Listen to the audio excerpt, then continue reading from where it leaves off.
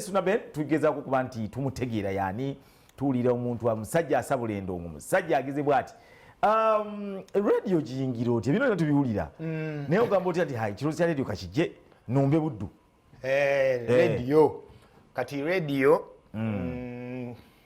tandika okufuna ekirowoozo kya radio yesebo nga gundi CBS emaze okumerukawo tuwulira abasajja abe mukiibi abo nga bakulukuta abe bakato ba Patrick Mujuka namutunuuliranga nnyo nga ndaba engeri gyakwatamu ebintu bye nga nange neegombesa kakati wajja e Masaka awo wamerukawo radio buddu mpulirizaako omusajja yawe Habati Kabanda Kabanda yawe Kabanda avudde yalinga kusimba eno gyava akasu kayingira Masaka kati Kabanda ava ne tachi y'okusimba agenda agireeta e Masaka awo Allah nahulirizanga Kabanda ne nga mwana bwe banga eno talent esobola okuba e Masaka wano kitegeeza nange owe Masaka nsobola okukola ekintu kino Kabanda nga mwegomba nnyo aliwo program gye bakolanga agafe ubebbere nga Kabanda abeera mulinga olwali okufulutuka obufulutusi kasipiri keko nga kyekyo tukola musako basobole banya omuje baleko omuje balire abange mugamba mutya gaina akaseko kaseka ngamba leero lubadde nengane nange luli boolu kakati nenga buli bwe netunuuliramu nze ng'omuntu ndabira ddala ng'emyaka gikyali mito nengamba Mukama Katonda ono kaninde nange bwe naamala okuvumbavumba mu bwenti nefuka omusajja ndiyingirira leediyo luli boolu kati ebiseera ebyo nze olugendo lwange lubadde luwanvuwanvu kubanga nze kambitemeteme mumpimpi maama wange obusobozi obumpeerera bwakoma mu P7 obukoma mu P7 awo nenkomawo okusoma enkomawo okusoma nenyingira paaka netandika okutunda teepu taata wange yali yaleka ebidongo disco kati nga yabirekera alina omwami gwe yabirekera omwami n'atuyambayambako era mu kuweereraweererawo P7 okutuuka mu P7 yanyamba nnyo kati n'atuuka nga ye omusajja nga asajja kudde n'agamba bannange nti wangi ebyuma byammwe bibino mbibaddiza kati waliwo omusajja awo yaleeta ekirowoozo bamuyita Abedi ali Masaka eyo Abedi nkwagala nnyo omunywanyi simanyi bwe nabiwankolera Abedi ng'agamba maama nti singa omwana oyo tufunayo okubuuma obutonotono najja wano ku saluuni yange ne muwa ekidirisa n'atundirawo obuteepu okusinga okutuula ewaka kubanga taata we yali mukwano gwange kati maama n'agula ekirowoozo ekyo nga yali talina kyakkola ate akole ki olina kumala gakkiriza kati ne bantwala nenfuna akabaawo nenteekako obuteepu bwange bwalinga 8 nenteekateekawo n'obuteepu obulala obusosonkole ebirala ku just okuyinyiriza display kati nga buli teepu eba efulumya empya nga oluyimba lwemusiibyamu awo nga mukuba kati abantu bayagalanga nnyo oluusi ennyimba empya ezo eziba zakafuluma oli ng'akyama fuguli ya sebata yameka ya 1500 kyemusalako nidda zeezo kale kati nze nabangamu ne teepu emu olwo saidi kyawo nga mukupaaka paaka ey'e Masaka emmanga paaka eri emmanga wammanga ng'agendera Ssenyange ng'agenda Ssenyange nga bakagigulawo ebiseera ebyetinta yali y'amaanyi kati mwalingamu gundi mwalingamu kangire ettundiro lya teepu mwe bazituusizanga ku bendo eri e Masaka kyokka nga naye era eri mu paaka mu paaka omwo ntaddewo kano akange naye mu mbeera emu oba endala ate kyanyamba nti omukisa gw'omuntu guba mukisa gwe bajjanga eno ne bambuuza teepu kati nze nalina ati azanyisa ennyimba awo neziwaliriza omuntu okukyama nabuzayo oluyimba olwo kati ng'olinga numuguza nga nziruka waliko mugundi wagumanga nga nze nonawo gundi teepu endala nga nzijangizaamu wano n'omuwala eyalimu yatuuka ekiseera n'afuuka mukwano gwange nga nsobola olugendo ne mujjako teepu nga simulekedde ssente gasooka mpeeyo gundi ya megadi gikuwa nosooka ogyeta n'okubako ono n'oddayo soka nembeera mu bulamu obwo okumala emyaka 3 kwena nga ndi mukaana ka mu paaka mbeera mu bulugabire ndi kasiwuufu naye nga njiribiro mu paaka era ne bamanyanga akaana k'omu paaka kati awo nava nengenda mu Dwambit of Uganda kyali kibiina gye kiri era e Masaka eyo kyamwami Padde kibi nga kira Dwambit of Uganda Padde gyali wa Hill Road kati mwami Padde maama nankulemberamu ne muganda nawulidde waliyo gye baweerera abaana bwoba omanye ebyagonja ebya music ebyo maama nankulemberamu nantwala ewa mwami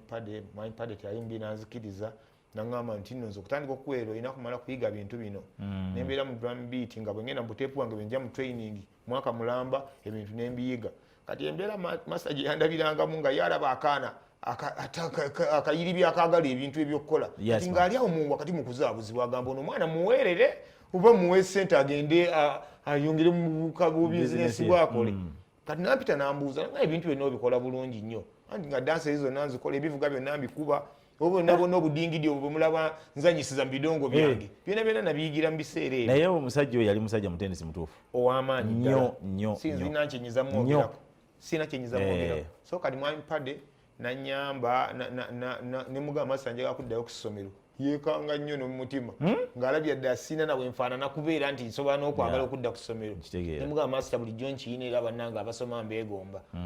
nantwalako ekizodaasi namugamba njagala nnyo ebyamasannyalaze nakula njagala nnyo okuwayalinga nantwala mu ssomero yali vocation secondary school ku ekizodaasi ensomerayo akabanga awo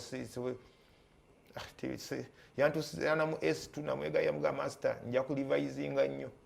nteeka mu S2 kubanga myaka ena gyonna gye maze ndi mu paaka naye olunaku lwe nasooka okwambala uniform naddayo mu paaka yakuba enduulu omanyi paaka okuba enduulu okuvya ddayo eno ku mulyango eno nababamba nga maze okwambala uniform bye nali nayagala ebyo neŋŋamba bano abantu bano bantyobodde nnyo nga ndi mu paaka muno gwe katooto gweyanga kadogo neŋŋaaka akadogo kakababambe nayingira paaka nga nsabudde uniform waggulu white wansi bbulu n'engato yange ya musonso abange mujje mulabeka ani akaziza mu ssomero munnange nga nsomeraku ekizodaasi drum beat yali ntambuzi ng'etravelinga tufunye trip awo egende Sweden tugenze Sweden twagenda abaana 8 watambula before nali travelinga dda kati wetwagenda Dubai abaana bagamba mbu tubulya kwa experience yenyonyi nabalaba kumbe wakola David ngamba nti bannange kati nze ate nga si kyangu ebiseera biri tebyali nga byangu kumpi woba badde Dubai manyi Sweden muganda wange ebiseera ebyo kati Sweden flight zaberanga nga 3 twavangawo ne tugenda ku gundi Kenyatta airport ne tuva Kenyatta airport ne tugenda ku Amsterdam tuva Amsterdam Holland ne tugwa Holland airport gundi Sweden kati ebintu ebikola dda abantu kukulabira wano ne balowooza omusajja nagamba Kenzo bakwatotera kwogera omusajja ayogera nnyo nze ndi musajja musirisi nze buli bwe ndaba ensonga nga ngenda kutwala obudde bungi nga nyinyonnyola omuntu bwawakana ngirekera ddala akadde akatuufu kabaawo ak'omuntu okumanya nti kyabaawo nanyinyumyamu ne Kenzo ne mugamba nti nno nze mu 2 nali nninnyonnyonyi nangamba maama nze nali ku street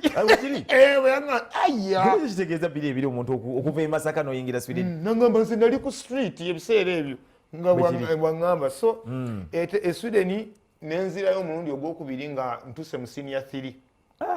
netuddayo ogwokubiri nagenda okudda nasanga abaana bayise nga bali mu senior 4 neŋŋamba siyinza kuddamu 3 nenyingira 4 mbana akasomero ennaku nga 2 Master bigooli excuse me sir, there is someone here who is supposed to be in senior 3 but he's hiding here in senior 4 bagamba bana nesooka nzika mu mmeeza bwenti Master nagamba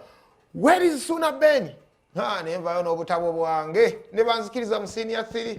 nembereyo ng'ebirowoozo ebindi ku mutwe ngamba siyinza kubeera mu senior 3 kituufu kati waliwo essomero lyali limperereza engeri gye nali manya ebya music ebyo nga baliyita Stella Malisi nga baagala okuntwala nga naye Stella Malisi natyayo standard nga nnene banga nze okusoma kwange kwali kwakuyiiyayiiya kitegeera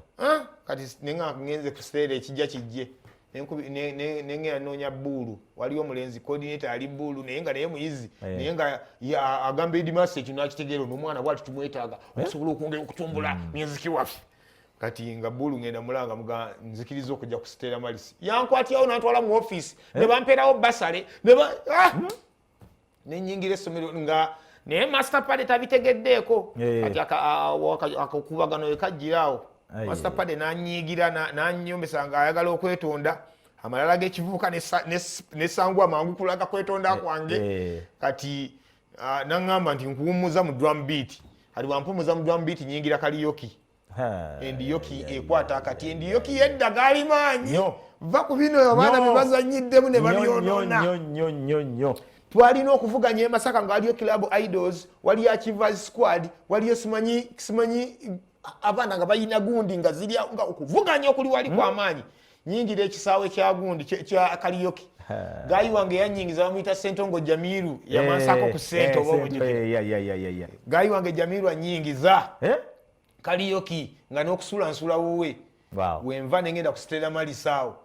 tuyiribye ne Jamiru ntuuse eri nga ati gwe nina muzibu nnyo bamugambye ate otuleetedde omwana nga nze sente zenfuna ku stage ne batansasula ngambye nti ate kati ngenda kunyumirwa akazigo ka Jamiru ke twali tusulamu nabeera naye omwezi gumu naye nfuna akazigo nange kuwerokamu mu nnyendo kaali awo natuuka mu Kisaaka naye nga muno mulimu enju ne baŋŋaa nedda kati ne mba nfuluma ne nengera akawugiro kali awo ne mugaa nti ate kale ne baŋŋaa ako kasitoowa tekalina mugaso naye nga nze kunze kalina omugaso tuyingire tulabe tuyingire kabanda tuveeko twagaza kali nga kunze kalina omugaso nibaga mukagule tulabe ne bakagula nibagamba nze kano mba nkaagalira ddala ne banga kale katukajjemu ebintu ojja kudde kawungezi weyongera okukakasa nga nkasiimye nga ye guledi yange era kati nkomayo kawungezi nga bakajjemu ebintu ngaye katulya nga kajyamu akafaliso kange ne keesi y'ekibaati nimbagamba kano sikata ne baŋŋamba kati tukwejjako sente mmeka kale ojja kuleetayo 10,400 bakusaba 10,400 nga nkwata mukawaligo nga nzijamu omutwalo gwange gumu mu 10,000 ziba mmekaawo gumu si gumu 2 nga nsasula emyezi 3 nga baŋŋamba n'amasannyalaze gajja kuba ga 10,000 nga nogo nga sasula nga nyingira enju yange ye5,500 akayumba kange nasooka okusulamu kaali ka siringisi 5,000 omugagga Suuna Ben ne kayingira nentebekera yatanga tsobere ndi bukalukalu okimanyi kido nateekamu ebipapula bya bukedde nga byentimbye ku gundi ku bisenge nga biri kuli mulumu yolwo endiyoka ekutta akati empapula z'amawulire ozimanyi ne tayito zaako ezibeerako kyabagwa byembizi erukaya eyakutte omwana amusalidde emyaka 3 nga kati ekisenge kuliko ebigambo byebiwandikiddwa eggulu ebukedde nditegeera bwe libeera